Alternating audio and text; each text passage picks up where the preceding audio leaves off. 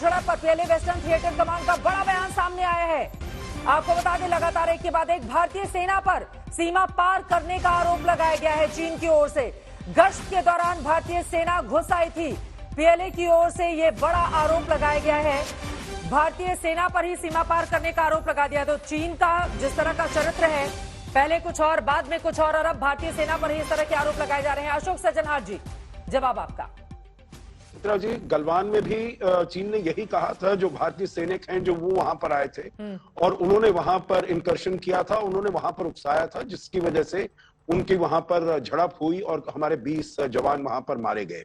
जहां तक गलवान की ही और बात है, देखिए बहुत सारे कारण ऐसे ढूंढने का प्रयास किया गया जो चीन ने वहां पर ऐसा क्यों किया जैसे उसने किया। वहां पर 50,000 अपने ट्रूप ले आया, अपने वहां पर हेवी आर्टिलरी इक्विपमेंट ले आया, हवाई जहाजों को उसने वहां पर तैनात कर दिया। कोई कहता है भारत अमेरिका के बहुत नजदीक जा रहा है इसीलिए शायद उसने ऐसा किया है, या फिर हमने वहां पर अपना आर्टिकल 370 को हटाया है और वहां पर जो तब्दीली की गई है।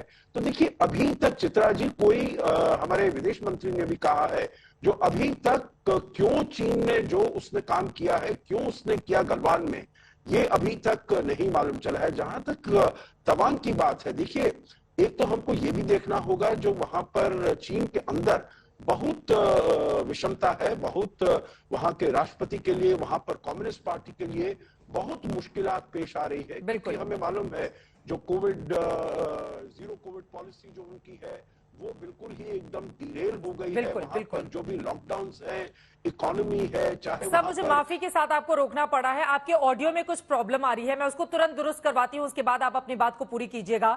मेजर जनरल संजय मैस्टन, में सीधे आपके पास आते हुए, चूंकि 1962 के युद्ध में इसी तवांग पर कब्जा कर लिया था चीनी सेना ने, हालांकि बाद में संघर्ष विराम के बाद वो पीछे चला गया था, लेकिन मौजूदा स्थिति जिस तरह की बनी हुई है और एक के बाद एक देखिए, अब उल्टा चोर कोतवाल को डांटे, हिंदुस्तान में अक्सर ये कहावत है। अब भारतीय सेना पर ही चीन की ओर से आरोप लगाए जा रहे हैं कि भारतीय सीमा घुस आई थी। चित्रा, ये आरोप तो चीनी सेना हमारे ऊपर लगा रही है, उनके वेस्टर्न थिएटर कमांड, लेकिन मैं कुछ चित्रा हकीकत पेश करना चाहूंगा जी। देखिए, मैं मिलिट्री ऑपरेशंस डायरेक्टरेट में एज अ ब्रिगेडियर था 2010-11 में।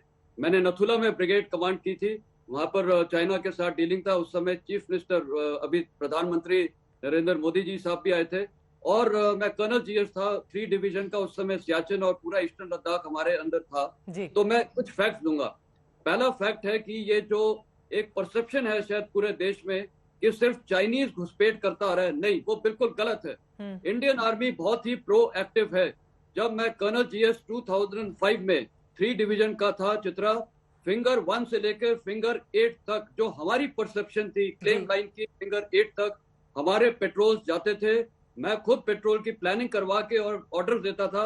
80 to 100 लोग जाते थे और 1 या 2 दिन वहां कैंप करके वापस आते थे। इसी प्रकार चाइनीज भी अपने पेट्रोल लेके आता था और कभी कभार क्या होता था, जब हमारा पेट्रोल जाता है या उनका पेट्रोल आता है, फेस ऑफ होता है और ऐसे फेस ऑफ में कभी कभी ऐसे फ्लेयर अप्स होते हैं। तो ये कोई नई बात नहीं है, ये हर सेक्टर में होता आ रहा है, चाहे अरुणाचल प्रदेश हो, वहां पर भी फिश टेल इलाके वगैरह में कई इलाकों में होता आ रहा है। तो आप ये कह रहे हैं कि ऐसा अक्सर वहां पर होता रहता है, तो सरकार के ऊपर ये जो आरोप लग रहे हैं कि उसने समय पर इसकी जानकारी देश को नहीं दी, इसके पीछे क्या विशेष तरह की कोई स्ट्रैटेजी होती है?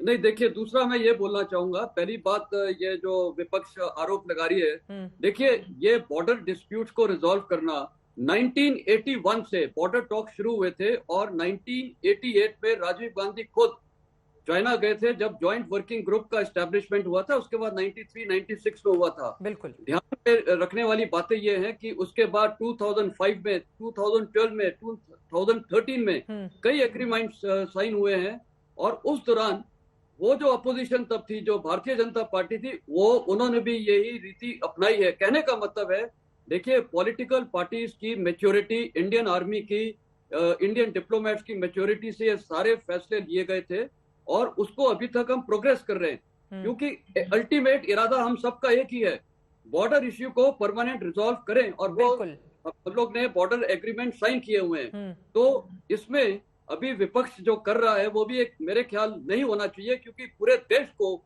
एकजुट होना चाहिए और एक नेशनल स्ट्रेटेजी तैयार करनी चाहिए चाइना के साथ फॉर्मली कैसे डील किया जाए। दूसरा ऑन ग्राउंड इंडियन आर्मी का बहुत फायदा है। हमारे वहां पर बॉर्डर्स पे बिल्कुल लाइन ऑफ एक्चुअल कंट्रोल पे 100% डिफेंसेस हैं, परमानेंट डिफेंसेस, बंकर्स हैं। वो सबसे बड़ा एडवांटेज है। चाइनीज का जब भी पेट्रोल आता है तो हम जाके तुरंत उसको रोक लेते हैं। चाइनीज की डिप्लॉयमेंट इतनी नहीं है। दूसरा, उनकी ओवरऑल डिप्लॉयमेंट कम है, हमारी फोर्स लेवल बहुत ज्यादा डिप्लॉयड है और इंफ्रास्ट्रक्चर डेवलपमेंट अब बना ही रहे हैं। तो ये एक फेस्ड प्रोग्राम है जो चलता आ रहा है। तो इसमें क्या है कि इंडियन आर्मी अपना काम ग्राउंड पे करेगी, पॉलिटिकल पार्टी जो भी हो वो अपना सपोर्ट देती है और इंफ्रास्ट्रक्चर में यस इम्पेटस पिछले 8 साल में ज्यादा मिला है क्योंकि डेलीगेशन ऑफ पावर बहुत हो गए हैं। जैसे बॉर्डर रोड्स के डिसीजन मेकिंग इजी हो गई है। तो ऑब्वियस काम अच्छा हो रहा है और इंफ्रास्ट्रक्चर डेवलपमेंट भी हो रहा है। इस वजह से भी चीन चिढ़ रहा है। और राधिका खेड़ा जी, सीधे आपके पास आते हुए, देखिए ये बातें संबित पात्रा की नहीं है, ये बातें मेजर जनरल संजय मेस्टन की है। उनका ये कहना है कि चूंकि बॉर्डर एरिया में काम बहुत तेजी से आगे बढ़ रहा है, इस वजह से चीन चिढ़ रहा है कि हिंदुस्तान इतना सक्षम होकर बॉर्डर एरिया में कैसे सड़कें बना सकता है। उनका यह भी कहना है कि विपक्ष का रोल कम से कम इस पूरे मामले में सरकार के साथ होना चाहिए। राधिका जी, देखिए, विपक्ष जो है ना चित्रा जी, जब जब सरकार कुछ काम करेगी और अपनी लाल आंख का जो वादा किया था, क्या आप मुझे बताइए, जब मोदी जी ने देश से वोट मांगी थी तो उन्होंने क्या कहा था? उन्होंने कहा था कि मैं चीनी लोगों को बुला के उनके साथ झूला झूलूंगा, उसके बाद वो मेरे को गलवान देंगे।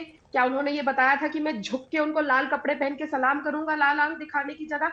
और मैं ये भी जानना चाहती हूँ, ऐसी कौन सी सीक्रेट मीटिंग होती है शाह साहब के सुपुत्र जय शाह जी की, जो इंडिया आज तक पाकिस्तान के साथ मैच खेल रहा है? देश की सिक्योरिटी को लेके इन लोगों ने हर बार मजाक बनाया हुआ है। आज तक पाकिस्तान हमारे कश्मीर में घुस के कश्मीरी पंडितों के साथ क्या कर रहा है वो पूरा देश जान रहा है। क्या कश्मीरी पंडित और उनकी जो दुख है क्या वो सिर्फ पिक्चरों तक सीमित है? क्या मुझे बताइए ना, क्या मोदी जी ने ये नहीं अभी चीन की बात हो रही है? अभी कहाँ आप लेकर आ रही हैं जय शाह को कश्मीर को? अभी चीन की बात हो रही है। क्यों नहीं लेकर आए? ये पूरी फोटो आपने तब तो सवाल पूछा नहीं था चित्रा जी, जब ये फोटो दिखा रहे थे। मैं सवाल पूछूंगी तो आप मुझे म्यूट कर देंगी। मुझे मेरी बात बिना टोके कैसे दीजिए? टॉपिक से हम भटक जाएंगे। राधिका खेड़ा जी, मेरा बस आपसे यही निवेदन है। गाली दे रहे थे, हमें चीन का एजेंट कह रहे थे, पूरे गांधी परिवार की फोटो दिखा रहे थे। मैंने दोनों ही लोगों को टोका था। राधिका खेड़ा जी, रखने दीजिए, या आपने फिर म्यूट करना है तो मैं उठ के चली जाती हूँ। बोलिए, चीन पर ठीक है। निष्पक्ष पत्रकारिता करिए मैम, प्लीज मुझे बोलने दीजिए मेरी बारी में। ये सवाल पूछा जाएगा क्योंकि जब देश के प्रधानमंत्री बनने से पहले मोदी जी ने कहा था कि हम इतने करोड़ लोगों का देश है कि प्रेशर तो हम दुनिया पे बनाएंगे और ये लव लेटर लिखना बंद करिए।